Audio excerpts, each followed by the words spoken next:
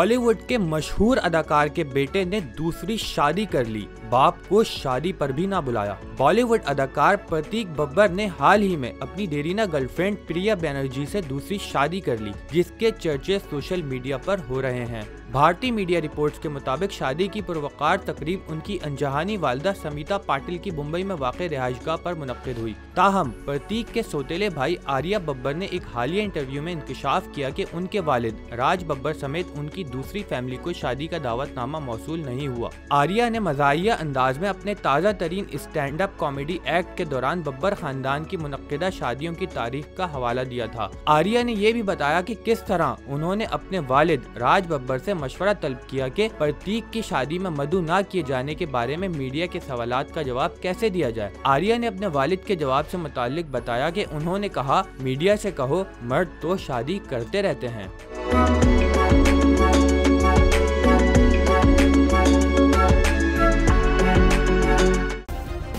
Subscribe करें और bell दबाएं ताकि कोई खबर रह न जाए।